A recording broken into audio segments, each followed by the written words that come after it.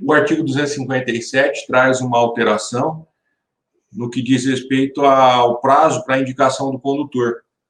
Então, nós temos no nosso slide o que está em vigor hoje, e em vermelho o que vai passar a vigorar a partir do dia 12 de abril.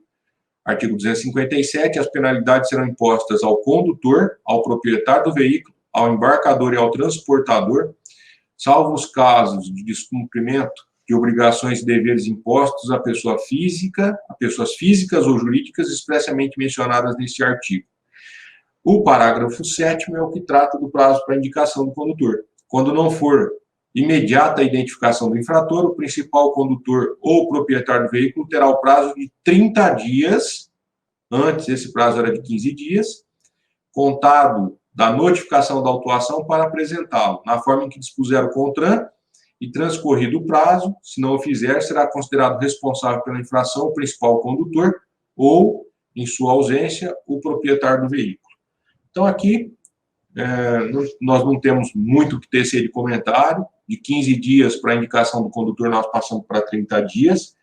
O que eu posso tecer de comentário para vocês é uma dica, na eventual hipótese do condutor, do cliente dos doutores, se o cliente está cumprindo a eventual suspensão ou cassação.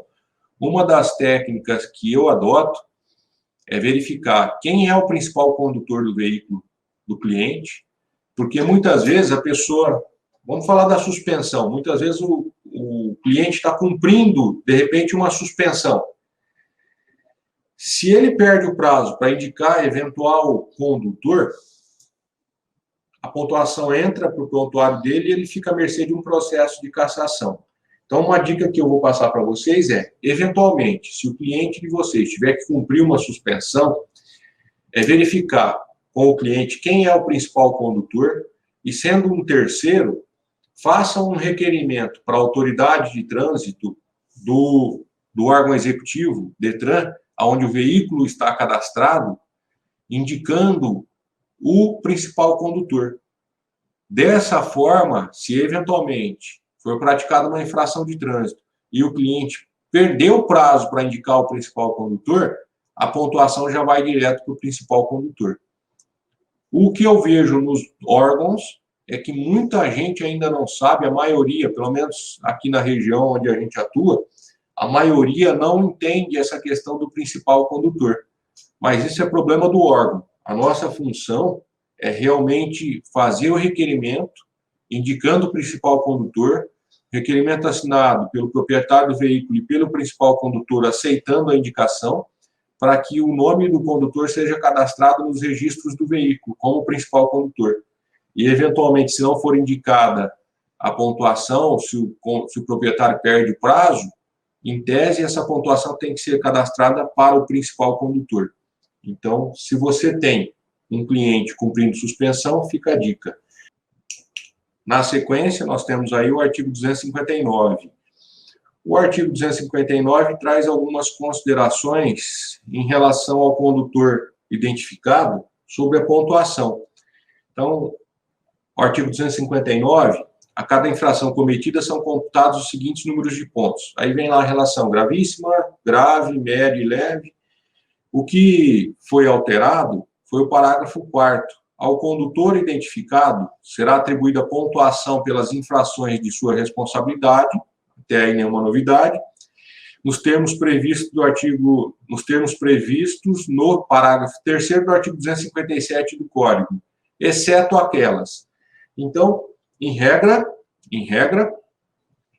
o condutor responde pelas infrações de sua responsabilidade, exceto aquelas.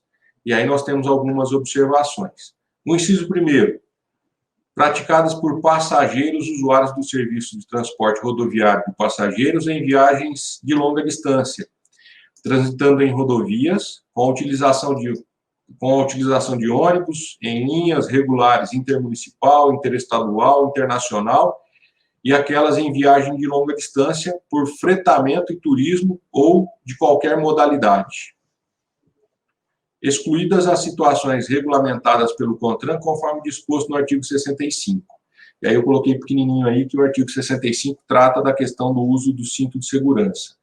Então, a primeira observação aqui que eu vejo, para quem atua no mercado, esse inciso primeiro, ele exclui a responsabilidade do condutor, né, na prática de alguma infração de trânsito por passageiro, nas situações apontadas no inciso primeiro, excluindo a questão do cinto de segurança. Então, a questão do cinto de segurança fica ainda a critério da exigência do condutor.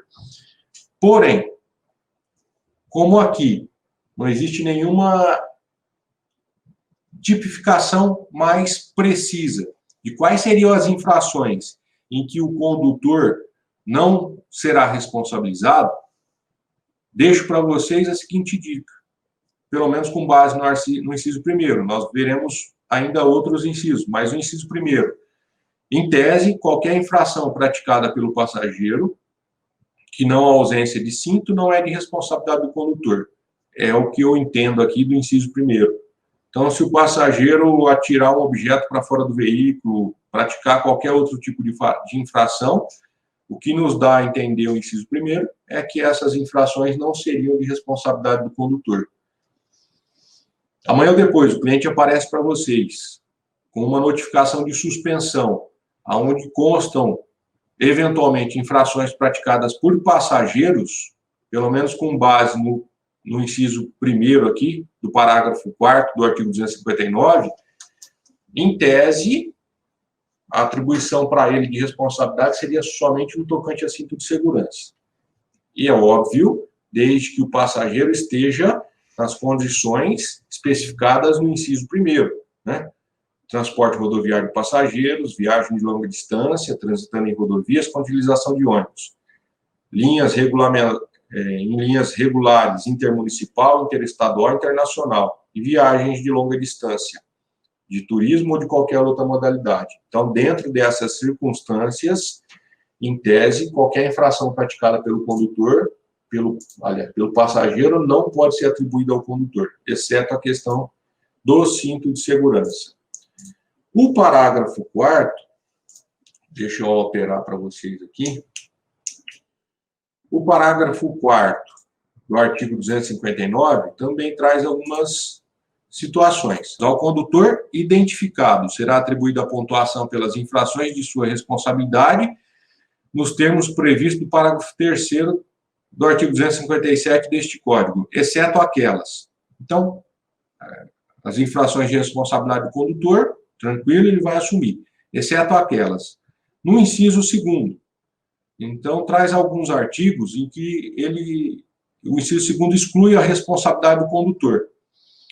Aquelas previstas no artigo 221, incisos 7º e 21º do artigo 230, e nos artigos 232, 233, 233-A, 240 e 241 deste Código, sem prejuízo da aplicação das penalidades e medidas administrativas cabíveis. Então, eu já vou mencionar para vocês, no slide seguinte, essas infrações citadas no inciso 2º do parágrafo 4º, que excluem a responsabilidade do condutor. Nós já vamos citar. E a questão do inciso 3º, puníveis de forma específica com a suspensão do direito de dirigir. Eu pensei bastante a respeito desse inciso 3º, porque o Código dá uma interpretação estranha, mas eu só posso chegar à conclusão de que a pontuação não vai ser lançada para o condutor nas infrações puníveis de forma específica com a suspensão do direito de dirigir, porque, em tese, isso só pode ser lançado, para qualquer infração, só pode ser lançada ao final do processo de formação de multa. No caso do inciso 3º, quando a infração for punível de forma específica, então só vai ser lançado ao final do processo de formação de multa, e aí sim, lançada a pontuação e a penalidade de suspensão aplicada pelo órgão autuador. Eu só posso entender que seja por esse motivo, uma vez que as infrações que por si só geram a suspensão, a partir do dia 12 de abril, ela vai gerar a suspensão para o condutor, aplicada pelo órgão autuador. que é o que nós comentamos nas lives anteriores. Isso vai fazer com que a nossa demanda no ramo da advocacia aumente muito, porque um condutor, hoje, ele responde pela suspensão por uma única infração que prevê a suspensão pela somatória junto ao Departamento de Trânsito, o órgão executivo, DETRAN. Então, tudo é concentrado no DETRAN. A partir do dia 12 de abril, quando o órgão for fazer o procedimento da aplicação da penalidade de multa, e se essa multa prevê a suspensão, o órgão também vai aplicar a penalidade de suspensão. Então, pode ser que um único condutor tenha vários processos espalhados pelo Estado, pelo país, porque se ele pratica várias infrações que determinam a suspensão, cada órgão vai instaurar o seu. E aí essa penalidade punível de forma específica só vai poder ser lançada ao final do procedimento.